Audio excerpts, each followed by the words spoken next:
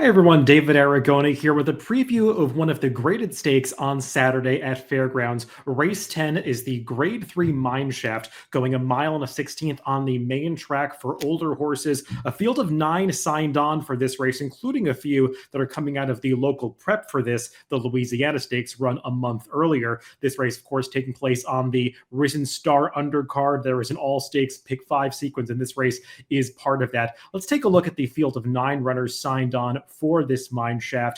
And the morning line favorite is the number 6 Happy American, a lukewarm morning line favorite at 7-2, though I would not be surprised if the number 3 Tawny Port did go favored when all is said and done, going out for the powerful Brad Cox stable. Before we get to the main contenders in this Mineshaft, let's take a look at the Timeform US pace projector, and there is not that much speed signed on in this race. The number 2 Run Classic, who is not exactly a confirmed frontrunner, is shown on the early lead just ahead of the number 5 Big Blue Line. Both of these horses don't need the lead to be successful. They're just horses that generally have some tactical speed. I'll be interested to see how the number 1 Hoist the Gold is ridden. He is a horse that has never gone a route distance in his career. This will be his first ever start beyond 7 furlongs. So while he's not a front running type, would not be a surprise to see his connections decide to go forward from his inside post position. And take note of that blue flag indicating this is a pace scenario that favors horses on or near the lead. Not surprising to see that show up, just given the lack of front runners signed on in this race.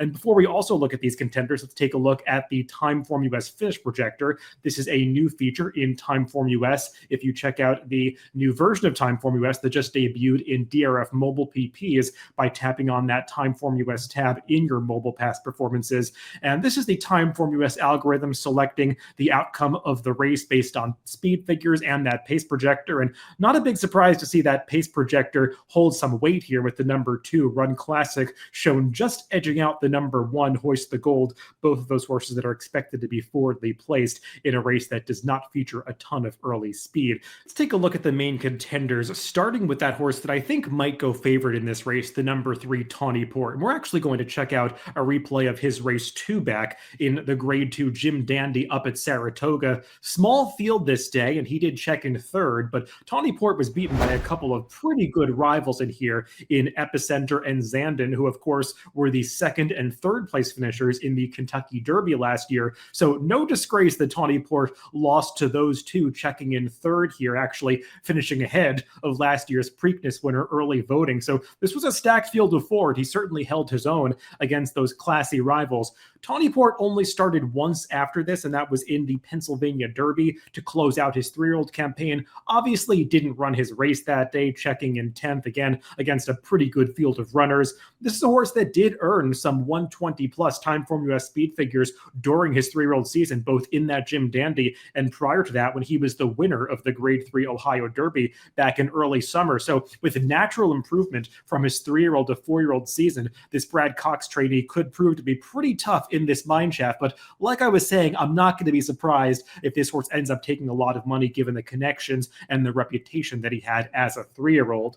Another horse that is coming in here as a newly turned 4-year-old is the number 7 Pioneer of Medina. He's another runner that was on the Derby trail last year and actually competed in the Kentucky Derby. But let's take a look at his last race, when he most recently ran on New Year's Eve at Gulfstream Park in the Grade 3 Harlan's Holiday. That is him along the inside and kind of doing a Pioneer of Medina does. It looks like he doesn't have a whole lot left at the top of the stretch, but he's just going to keep on battling and actually come back to get into second place here behind the eventual winner, Skippy Longstocking. And that's this horse's MO. He's kind of a grinding type, but he can be pretty game when he gets into a fight with another horse. He wants to try to get his head in front. Maybe doesn't have the natural ability of some others in this race, like Tawny Port, who's achieved some better numbers early in his 3-year-old season, but Pioneer of Medina is coming in off the best last out speed figure of anybody in this race when he got a 123 for that second place finish in the Harlan's Holiday. Now, I'm a little skeptical about that number. We saw Skippy Longstocking come back and not run so well in his next start in the Pegasus World Cup. So I think that race needs a little bit of validation, but Pioneer of Medina is yet another horse that is a candidate to move forward in his 4-year-old season. The local prep for this was the Grade 3 Louisiana Stakes run on the LeCompte undercard about about a month earlier. And we have a few horses coming out of there that are running in here, including Happy American, who was the winner of the Louisiana Stakes. And this horse is going to be running late. That's just his style. He's a deep closer who typically makes that late charge to try to get into the lead at the very end. That's how he won the Louisiana Stakes last time. But you do have to give him credit because he was against a slow pace that day. You see those blue color-coded Timeform US pace figures in that last race. So he overcame that to win the race over today's rival, Mr. Wireless, and he's now won 2 in a row, looking for his third victory in succession. Well, let's see if he gets the same kind of pace situation here and if he can be as successful closing into a slow pace against a slightly tougher field. Mr. Wireless, on the other hand, is a horse that does have a bit more tactical speed. He was placed to have been 4th in the early stages of that Louisiana, but Happy American was right alongside him at the top of the stretch, and Mr. Wireless just could not fend off the late challenge of that foe, but he battled on pretty gamely and has now been second to Happy American twice in a row, so we'll see if he can turn the tables here. He's typically a horse that does not get as much wagering support as some others in the field, so he could go off at a decent price, but he is going to have to improve slightly if he will turn the tables on that rival and defeat some of the new challengers in this race. One more horse that I do want to talk about coming out of that Louisiana Stakes is the 4th place finisher that day, the number 2 Run Classic. And this is that horse that was shown on the early lead in the pace projector, which we just discussed. And he was shown as the leader in the pace projector ahead of that Louisiana Stakes last time. And for whatever reason, his connections and jockey Brian Hernandez Jr. decided not to use his speed and rate him off the pace that day. He actually broke on top, but was soon reined in to rate in behind the leaders in 3rd place. I think that proved to be the wrong decision as the pace just never developed that day. He actually let some of the closers get the jump on him as he was locked in a pocket at the top of the stretch. Finished decently to get up into 4th once he did finally find running room in the stretch, but that was just not the running scenario or plan that was going to be successful with him given the pace situation last time out. I think this time, with the rider switch to Raylu Gutierrez, who can tend to be much more aggressive, we're going to see different tactics used by Run Classic, and I would imagine him going forward to challenge for the early lead this time. This horse does have the ability to be competitive against a field like this. He showed that 3-back when he got a 120 Timeform US speed figure, just barely losing after setting a fast pace going this distance at Churchill Downs. So I think Run Classic is a horse that could be dangerous in this race at a bit of a price. Another horse coming out of a different race at the fairgrounds is the number 5, Big Blue Line. We'll take a look at his past performances, and he is a horse that is really coming into this race in good form. Another 4-year-old that seems to have taken a step forward between his 3-year-old and 4-year-old seasons, and he showed that improvement last time out, winning an allowance race in mid-January at fairgrounds, getting a 117 Timeform US speed figure. Now, he did get a perfect trip en route to that victory, just sitting in the pocket behind the leaders early and tipping out at the top of the stretch to have dead aim on them, and he was able to run those horses down. But he did beat some horses that have since come back to run pretty well. It's a big step up in class for him, but he might be doing pretty well right now, so I wouldn't fault anybody for giving him a look at what could be a decent price.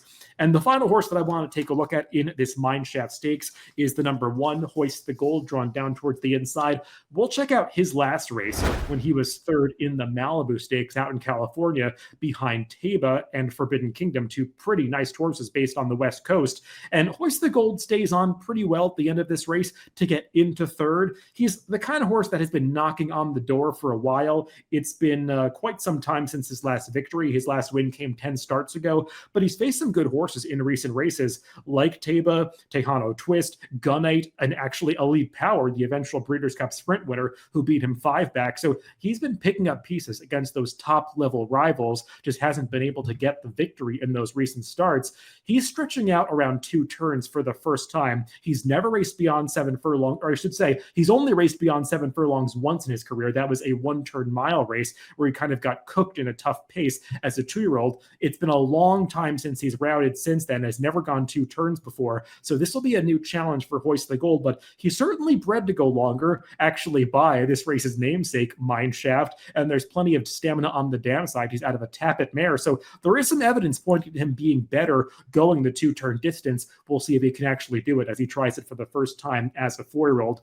Let's throw my picks for this race, and I'm going to go along the lines of the Time Form US pace projector and finish projector and pick the two horses that Time Form US liked in this race. The number 2, Run Classic, is my top pick, and in addition to him looking good on the pace projector, I just think he got the wrong ride last time in that Louisiana Stakes, and I expect him to be much more aggressive from his inside post position in this Mineshaft on Saturday. I'm hoping for somewhere near that 10-1 morning line on him, and I would also use that first-time stretch-out horse, the number 1, Hoist the Gold, who definitely has the speed figures and class lines to be competitive with this field. We'll just see if he can get the distance in this wide open Mineshaft on Saturday at Fairgrounds. Good luck if you're playing the races this weekend.